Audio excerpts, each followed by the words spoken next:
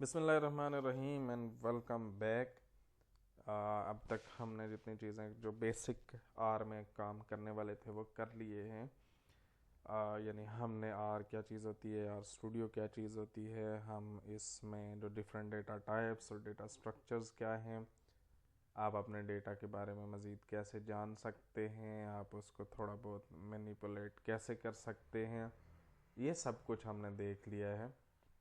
लेकिन अब तक जो हमने मिसालें देखी थी वो बहुत छोटी छोटी मिसालें थी। आमतौर पर जिस किस्म के डेटा से हमारा वास्ता पड़ता है वो इतना सादा नहीं होता। तो अब और ना ही वो इस तरह से आप सारे का सारा अपने पास क्रिएट करते हैं। वो डेटा कहीं क्रिएट होता है और वो बाज़ औक़ात बहुत बड़ी तादाद में, यानी उसमें लाखों ऑब्जर्वेशंस होंगी, हज़ारों होंगी, सैकड़ों होंगी, इस तरह से होता है। और वो किसी न किसी और फाइल फॉर्मेट में होता है जिसे आपने आर के अंदर लेकर आना होता है। तो इस वीडियो में हम ये देखेंगे कि जो डेटा है आपके पास दूसरे फाइल फॉर्मेट्स में, उसे आप कैसे ला सकते हैं या अपने पास। ठीक है जी। तो पहले हम एक डेटा सेट देख लेते हैं। ये मैंने डेटा डाउनलोड किया है जी, ये मैं आपको पहले दिखा देता हूँ। अब आप इसको ज़्यादा से ज़्यादा इस वेबसाइट पे जाना शुरू करें। ये kaggle.com है। ठीक है। इस पे बहुत सारे डेटा सेट्स भी होते हैं और बाकी भी डेटा एनालिसिस से रिलेटेड कॉम्पिटिशन्स, यहाँ पे जॉब्स वगैरह वगैरह सारा कुछ, ब्लॉग्स, हेल्प, आपको सब कुछ मिलता है। तो मैंने यहाँ से ये डेटा लिया था, women entrepreneurship and labour force वाला डेटा। यानी इस पे क्या होता है कि बहुत सारे लोगों ने अपना डेटा अपलोड किया होता है। वो बाज़ औक़ात उसमें कोई हेल्प चाह रहे होते हैं या आप उसे अपने तौर पर यूज़ कर सकते हैं, तो आपके बहुत सारे डेटा मिल सकता है, यहाँ से डेटा सेट आपको मिल सकता है। ये मैंने डाउनलोड कर लिया और उसको मैंने 3 डिफरेंट फॉर्मेट्स में अपने पास सेव किया है। ठीक है। ये था असल में CSV की शक्ल में, मैंने उसे डॉट टेक्स्ट भी कर लिया है और एक्सेल की फाइल के तौर पर भी सेव कर लिया है। ये आपको नज़र आ रहा होगा। ये वही फोल्डर है जिसमें मैं इस ट्यूटोरियल से रिलेटेड बाकी चीज़ें रखी हुई हैं, तो उसी में मैंने ये 3 फाइलें भी रख ली हैं। अच्छा, एक्सेल को तो आप डबल क्लिक करेंगे तो ये ऑटोमेटिकली एक्सेल में खुलती है, यानी एक्सेल वाले फॉर्मेट से आप लोग वाकिफ़ हैं। उसी में खोल कर हम ज़रा एक नज़र इस डेटा पर डाल लेते हैं कि इसमें है क्या। इसमें यह है जी कि नंबर है, यानी ये सीरियल नंबर है, ये आगे पीछे हुए हैं, कोई बात नहीं है। दूसरा कंट्री का नेम है ऑस्ट्रिया, बेल्जियम, मैसेडोनिया, फिनलैंड वगैरह वगैरह, देख लें, ये कंट्रीज़ के नाम हैं। फिर उनकी यहाँ पे कैटेगराइजेशन है कि ये डेवलप्ड कंट्री है या डेवलपिंग कंट्री है। ठीक है, डेवलप्ड कंट्री है या डेवलपिंग कंट्री है। एक और कैटेगोरिकल वेरिएबल है कि ये कंट्री यूरोपियन यूनियन की मेंबर है या नहीं है। मसलन ऑस्ट्रिया है, वो मेंबर है, और इधर अगर आप देखें ऑस्ट्रेलिया है तो वो नॉट मेंबर है या नॉन मेंबर है।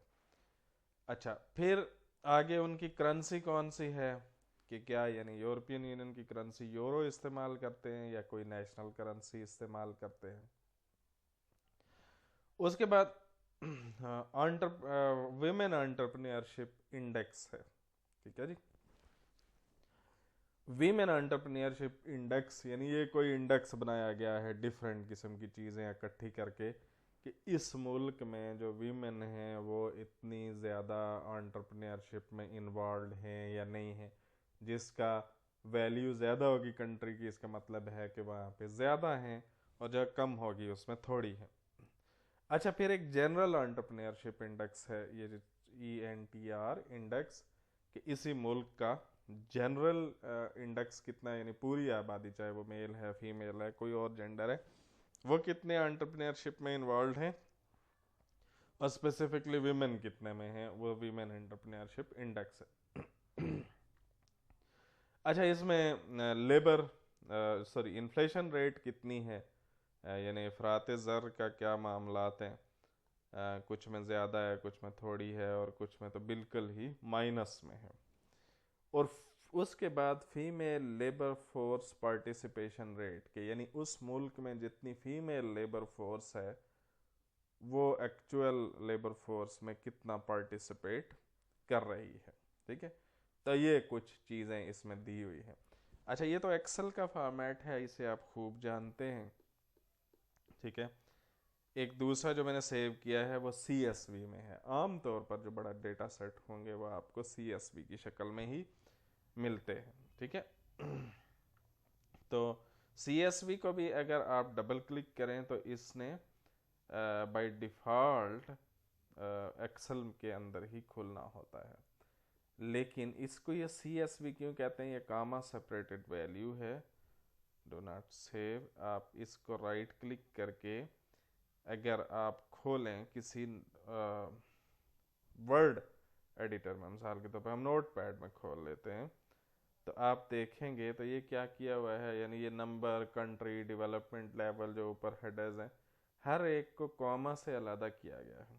ठीक है, इधर भी देख लें, हर वैल्यू जो कि वहाँ एक्सेल में हमें कॉलम्स में नज़र आ रही थी वो यहाँ पे कॉमा के ज़रिए से अलग की गई है। तो इस वजह से ये कॉमा सेपरेटेड यानी एक फॉर्मेट है जिसमें जो वैल्यूज़ हैं वो कॉमा के ज़रिए से सेपरेट की जाती है। ओके, ये वर्ड में भी खुल सकता है, एक्सेल में भी खुल सकता है। एक तीसरा फॉर्म जो है वो मैंने टैब डिलिमिटेड टेक्स्ट फाइल के तौर पर किया है। ये टैब जहाँ वहाँ पे आपको जो थी एक वैल्यू और दूसरी वैल्यू वो कॉमा के ज़रिए सेपरेटेड नज़र आ रही थी, और यहाँ पे आपको एक टैब के ज़रिए से सेपरेटेड नज़र आ रहा है। टैब किस तरह होती है, यानी आप देखें ना, यहाँ पे अगर रख के किसी चीज़ को एक टैब दबाएं तो ये यानी 2-3 स्पेसेस के बराबर उसमें स्पेस आ जाती है। तो ये देख लें, हर वैल्यू के बाद दूसरी वैल्यू के दरमियान एक टैब है, तो ये टैब डिलिमिटेड फाइल है। अभी मैंने इसमें कुछ छेड़छाड़ की थी तो कहता है कि आपने सेव करना है, मैं कहता नहीं करना जी सेव। ठीक है, इन फाइल्स को आपने लेके जाना है कहाँ पे? अपने आर स्टूडियो में। हम आर स्टूडियो यूज़ कर रहे हैं, सिंपल आर में भी जा सकता है। अच्छा, ये काम करने से पहले जो है मैंने बाकी जितनी भी इससे पहले हमने काम किए थे वो मैंने अपनी वर्क स्पेस सारी की सारी खाली कर दी है, वो चीज़ें उड़ा दी हैं। अगर आप यहाँ पे देखें तो एनवायरनमेंट इज एम्प्टी नज़र आ रहा है। ठीक है, तो किसी टेक्स्ट फाइल जो CSV है उसको रीड करने का एक तरीका ये है कि आप कमांड जो फंक्शन यूज़ करें वो है read.csv। ठीक है, read.csv। Okay, read.csv। यहाँ पे आपने फिर क्या करना होता है, यहाँ पे पूरा पाथ लिखना होता है कि ये कहाँ पे है। मिसाल के तौर पर यूँ डी के अंदर एक फोल्डर है टीचिंग, उसके अंदर फलाना फोल्डर है। अब वो पूरा पाथ लिखना जो है एक लंबा काम है। ठीक है, इस वजह से हम क्या करते हैं कि हाँ, खुशकिस्मती से हमारे पास एक और फंक्शन है या कमांड है, वो है चूज डॉट फाइल्स की। ठीक है, ये क्या है कि ये जब एग्जीक्यूट होगी तो हमारे पास एक पॉपअप खुल आएगा जिसमें से हम जिस तरह आम तौर पर जैसे आप ईमेल में अटैच करने के लिए सेलेक्ट करते हैं फाइल और उसे इस्तेमाल करते हैं, तो वो आप यहाँ पे कर सकते हैं। ठीक है जी, चूज डॉट फाइल। अलबत्ता एक ख़ास चीज़ हमने यहाँ पे करनी होती है, वो ये होती है हेडर। ठीक है, इज इक्वल टू, या तो कैपिटल ट्रू लिखेंगे, TRUE ट्रू पूरा, खाली अगर आप सिंगल टी भी लिख दें तो दैट इज इनफ। ठीक है जी। अच्छा, इसका क्या मकसद है? इसका मतलब ये है कि हम इसे बता रहे हैं कि जो हमारी इस फाइल में पहली रो है ना वो हेडर है, यानी वो वैल्यूज़ नहीं है, वो हेडर्स, वो हेडर की यानी वो कॉलम के लेबल्स हैं। ठीक है जी, अब ये देख लें, ये कर लिया। अब इसको मैं जो ही एंटर करूँगा तो यहाँ पे आपको ये नज़र आ रहा है एक पॉपअप सा खुल आया है। ठीक है। ये पॉपअप सा खुल आया है और इसने मुझे सीधा वहां पे लेके गया है जो मेरी वर्किंग डायरेक्टरी है आर के नाम। आपको याद होगा कि बिल्कुल शुरू में जब हमने आर स्टूडियो शुरू किया था, तो वहाँ पे जब हमने न्यू प्रोजेक्ट क्रिएट किया था तो वहाँ पे हमने वर्किंग डायरेक्टरी भी स्पेसिफाई की थी। ये वर्किंग डायरेक्टरी बेसिकली क्या चीज़ है? ये वो फोल्डर है जहाँ पे ये जो कुछ काम कर रहे हैं बाय डिफ़ॉल्ट वहाँ पे सेव हो रहा है। उस वर्किंग डायरेक्टरी को हम चेंज भी कर सकते हैं, वो चलें हम देखते हैं कि वो कैसे चेंज करेंगे, ठीक है। और हम ये भी देख सकते हैं कि उसमें क्या क्या पड़ा हुआ है और उस वो कहाँ पे है हमारी। ये आगे एक वीडियो आएगी, उसमें जब इसकी ज़रूरत महसूस होगी तो हम करेंगे। लेकिन आप यहाँ से अपने कंप्यूटर में किसी भी जगह जा सकते हैं। चूँकि मैंने जो है वो किया हुआ है, टीचिंग नाम का एक फ़ोल्डर है, उसमें आर ट्यूटोरियल के नाम से होगा, वहाँ पे सेव किया हुआ है। तो अब देखें जी, मैं जो CSV फाइल है उसे रीड करता हूँ जी। वो कौन सी है? ये फीमेल एंटरप्रेन्योरशिप CSV के मैंने सेव की। अभी मैंने सेव की तो ये सारी की सारी यहाँ पे आ गई, ठीक है। ओके फाइन, ये आ गई, लेकिन आप यहाँ पे देखें कि ये वेरिएबल यहाँ पे किसी जगह डिफाइन नहीं हुआ है।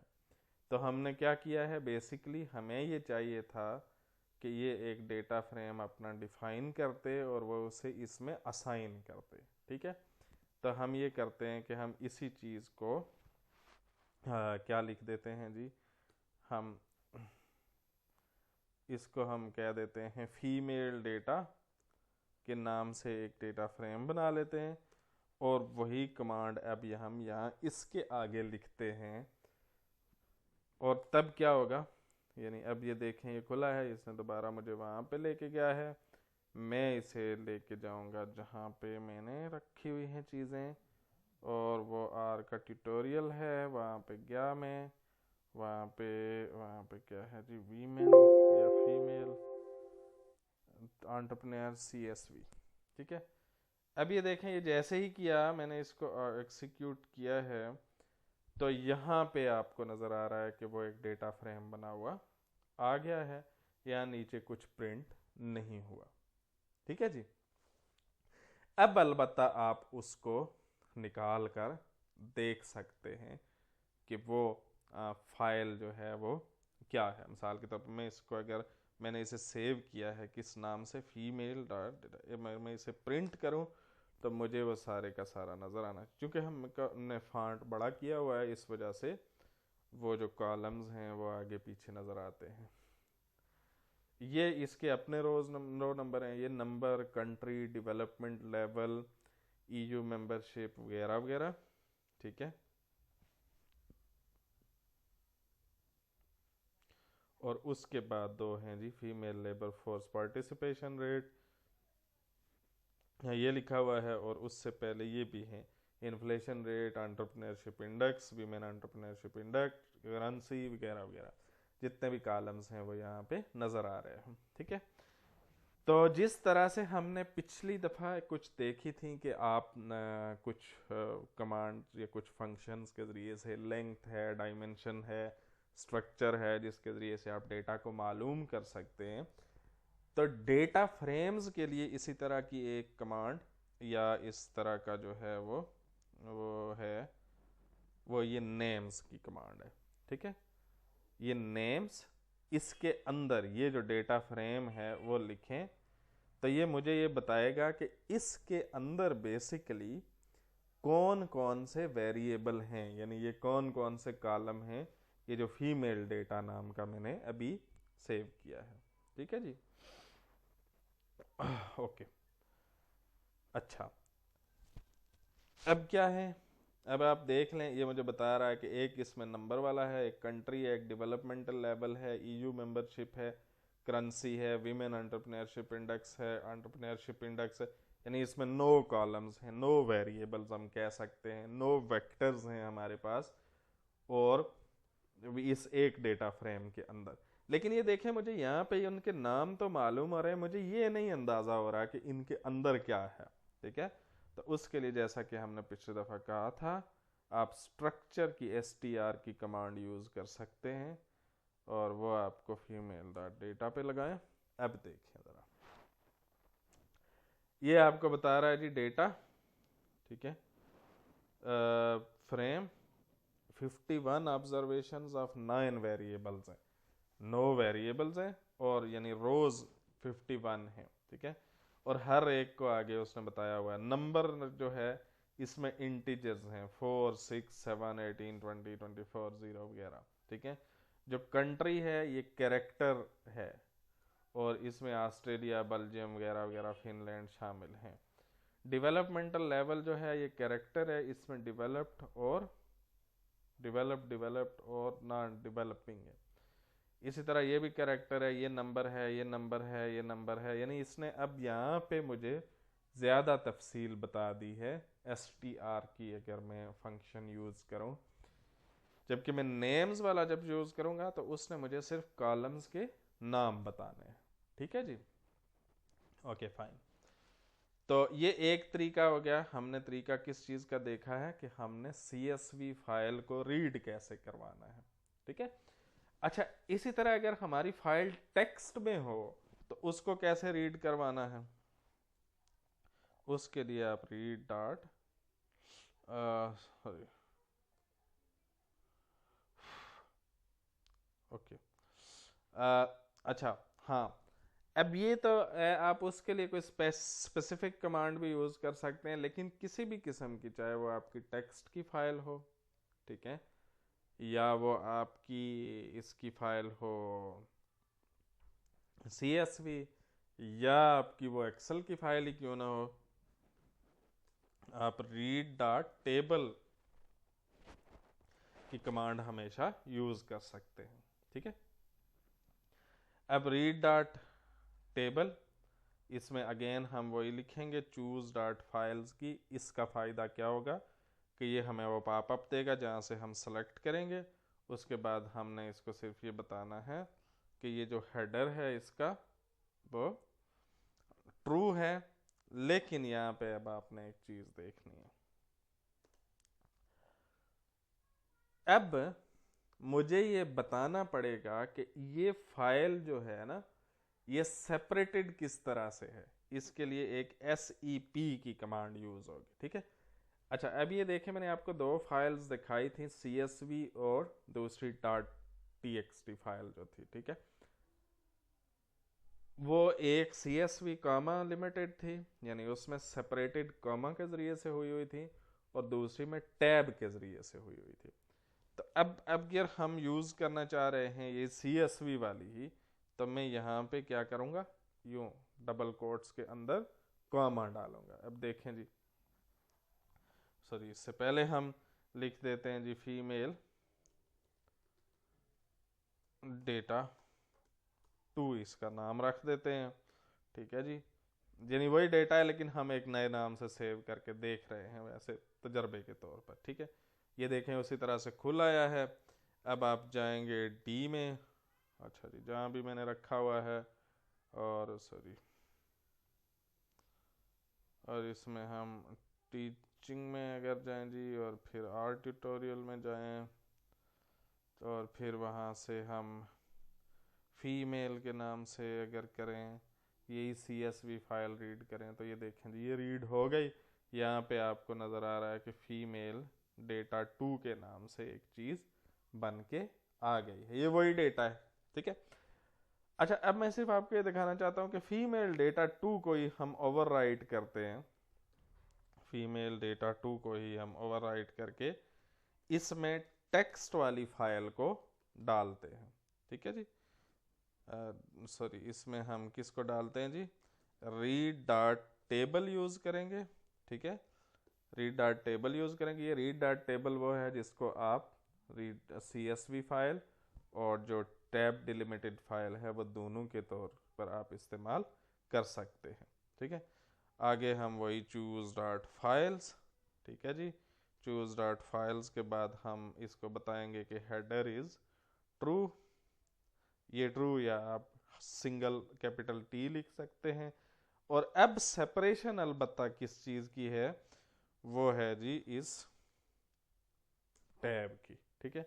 ये यानी टी, करके टी आपने लिखना है, तो ये समझ जाएगा कि जी ये क्या चीज़ है, टी, ये टैब डिलिमिटेड फाइल है। ओके जी, अब हम इसे देते हैं जी, ये देखें ये खुल गया। हम दोबारा से उसी जगह जाते हैं जहाँ पे हमने सेव किया हुआ है, और वहाँ जाएंगे हम, और उसमें आप ट्यूटोरियल में जाएंगे जहाँ भी वो फीमेल्स वाला डेटा था, ये टेक्स्ट वाली फाइल थी, ये हमने की, और ये देखें कि अब ये फीमेल डेटा 2 में ये वाली चीज़ आ गई। अगर आप फीमेल डेटा 2 को चाहें तो प्रिंट करके देख सकते हैं, ये वही डेटा है। तो कोई फ़र्क नहीं पड़ता कि आपने CSV से लिया है या आपने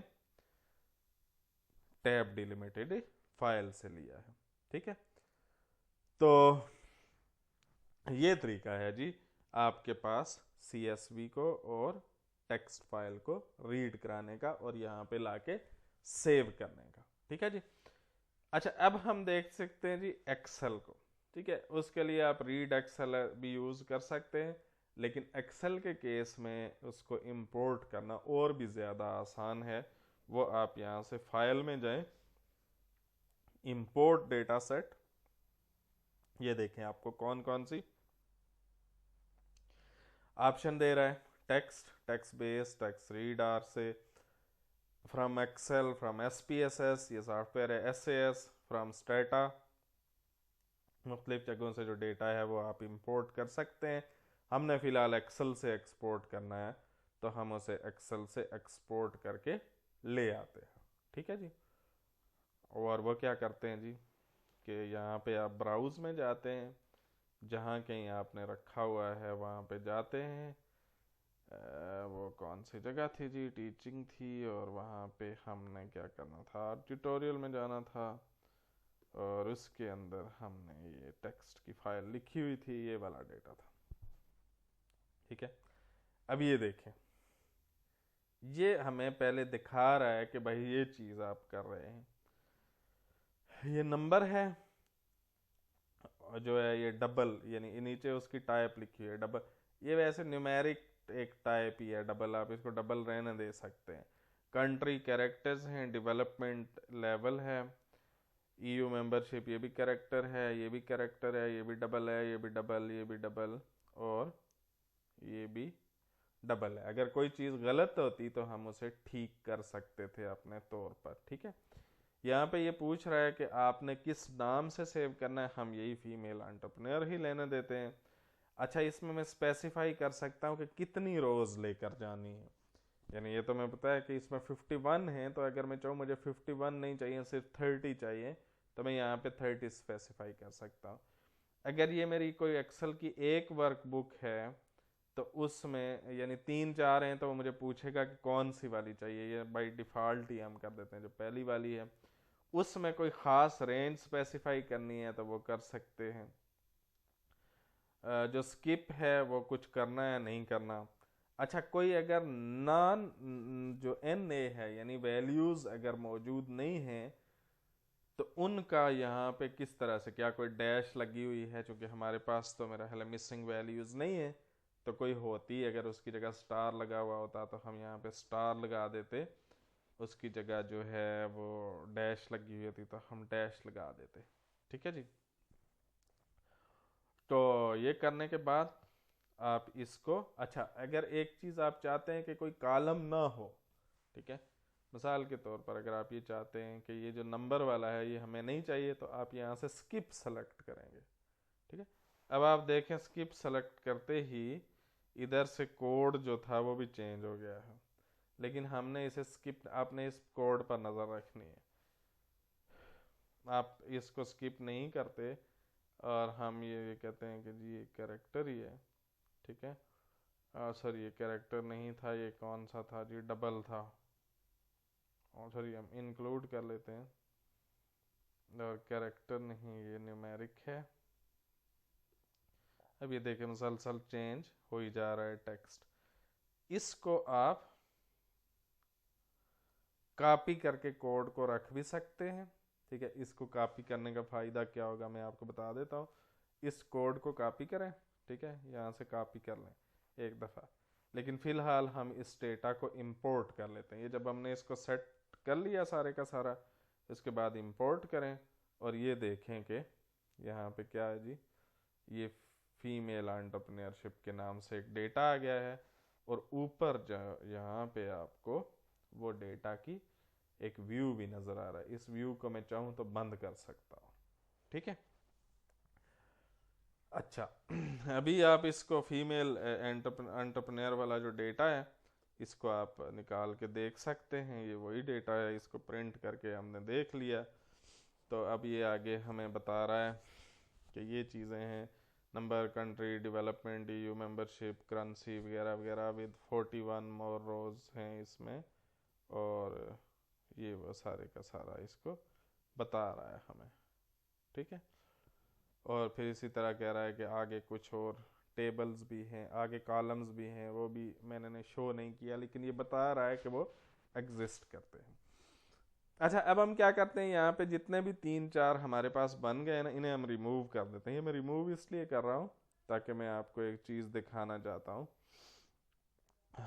उसका ये अब काम हम बहुत दफ़ा कर चुके हैं कि हमने पूरी लिस्ट को ही रिमूव कर देना है। वो देखें खाली हो गया, सही है जी। अब अगर वो जो कोड मैंने सेव किया था, ठीक है, वो मैं यहाँ पे करता हूँ पेस्ट, ठीक है। मुझे नहीं पता किस तरह से लिखा गया है, लेकिन मैंने लिख दिया है, वो वहाँ से कॉपी किया था। और अब की बार जो था वो मैं यानी ऊपर से जाके उसको इंपोर्ट नहीं कर रहा, मैं सिंपल इसको कोड को रन करूँगा, देखें वो आ गया, ठीक है। इसी कोड को मैं यहाँ पे कोई फाइल नई आर का स्क्रिप्ट निकाल कर उसमें भी रख सकता हूँ, ठीक है। और इसको जब भी मैं रन करूँगा तो ये डेटा आ जाएगा, ठीक है जी। तो ये भी एक तरीक़ेकार है। तो इस वीडियो में हमने यही देखना था कि हम किस तरह से डेटा लेकर आते हैं, ठीक है जी। तो अब हम क्या करते हैं जी कि हम इसको जो जितना किया था हमने, बाकी सारे के सारे जो इससे पहले वाला काम किया था वो ख़त्म कर दिया। लेकिन ये जो हम इसमें डेटा लेकर आए हैं फीमेल एंटरप्रेन्योर वाला, इसको हम सेव करना चाहते हैं। हम यहाँ से क्विट होते हैं, क्विट हो रहे हैं तो ये पूछ रहा है कि जो कुछ किया है वो सेव करना है। हमने उसको यस कर देना है और एंटर करेंगे तो ये क्विट हो जाएगा। और बस यही हमने करना था। अगली वीडियो में हम देखेंगे कि अब जब डेटा आ गया है तो उसके साथ क्या करना है।